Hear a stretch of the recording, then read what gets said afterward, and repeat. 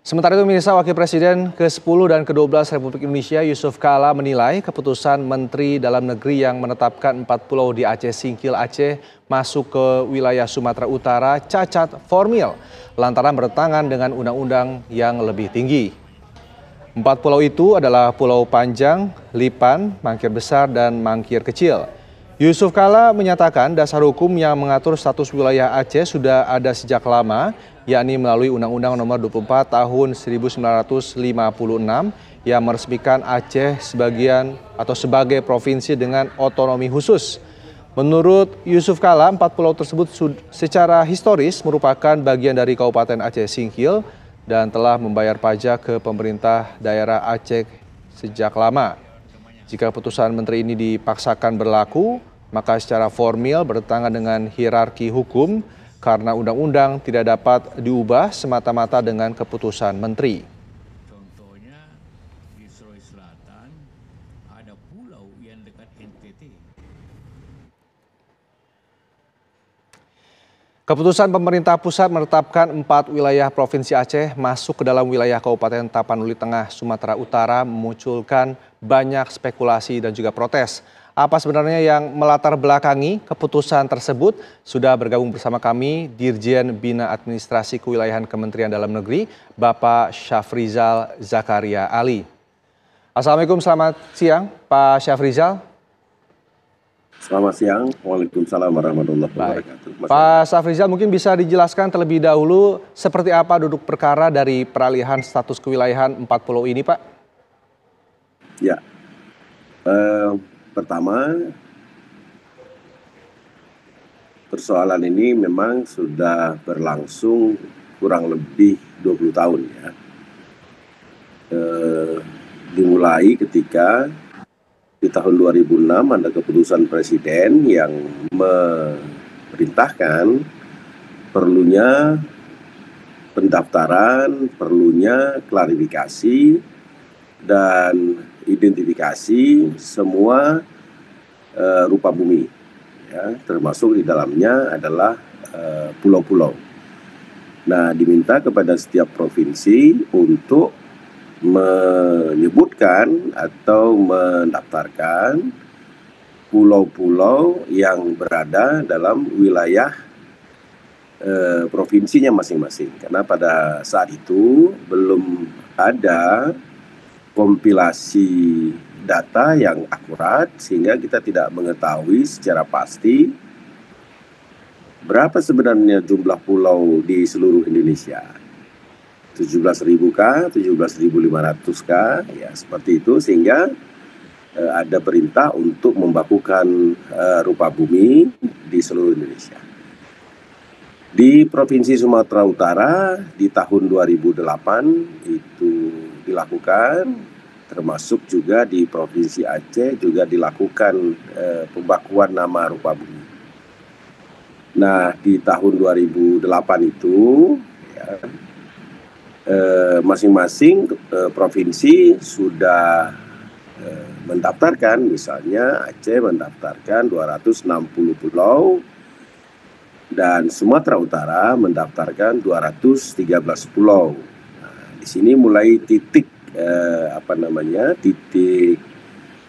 pendataan yang mulai berselisih. Ketika berita acara dibuat, ya, masing-masing mendaftarkan sejumlah pulau itu, ya, kemudian diketahui oleh tim nasional, tim pusat. Kemudian di tahun 2009 pemerintah Aceh mengajukan koreksi atau pembetulan nama daripada pulau, ya, yang masuk dalam gugusan Pulau Banyak. Nah, itu ya, sehingga pada saat itu terus ya. Baik, Pak Syafrizal. Ya. Pak Syafrizal, kita ketahui ini saat ini banyak sekali warga dari Aceh, terutama mungkin yang di dalam pulau itu yang melakukan protes terkait dengan pemindahan status kewilayahan ini. Ini tanggapan dari Kemendagri seperti apa, Pak?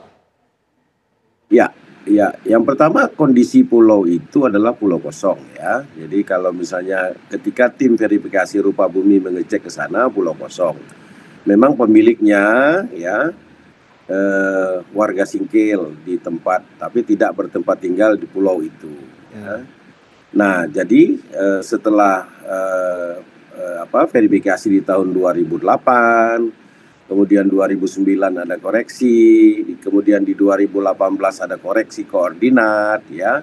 Ini terus berlangsung pembahasan sampai dengan tahun 2022, ya. Nah, tahun 2022 ditetapkan kode, ya, ini kode ya, kode pulau yang kemudian pulau itu masuk ke dalam bagian wilayah Sumatera Utara setelah sekian. Baik. Nah, setelah 2022 timbul ada bukti atau pengajuan bukti baru bahwa baru kita temukan itu ada dokumen kerjasama atau perjanjian antara Gubernur Sumatera Utara dan Gubernur Aceh. Jadi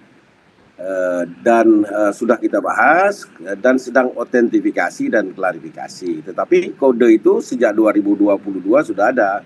Baik. Nah, tadi malam Menteri Dalam Negeri sudah memerintahkan kepada kami, tolong kumpulkan kembali seluruh anggota tim yang masih hidup, ya, yang pernah membahas sejak 2008 untuk kita tanyai ulang.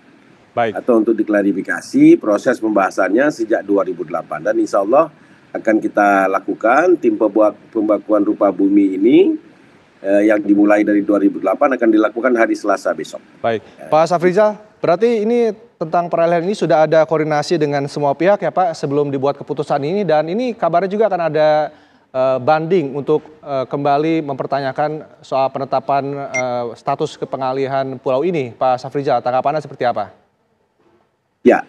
Ya, memang penetapan secara resmi dengan kode baru tahun 2022. Ya, sebelumnya belum ada penetapan resmi yang berupa kode, pemberian kode dan pemberian koordinat, ya, dalam satu keputusan. Itu baru tahun 2022. Nah, dengan dokumen yang diajukan pada pertengahan tahun 2022, itu ada dokumen baru perjanjian Gubernur Aceh waktu itu Ibrahim Hassan dan Gubernur Sumut Raja Inal Siregar yang kemudian diserahkan kepada tim pembakuan rupa bumi untuk dibahas. Pada waktu itu sedang verifikasi. Namun tahun 2022 sudah ditetapkan, ya.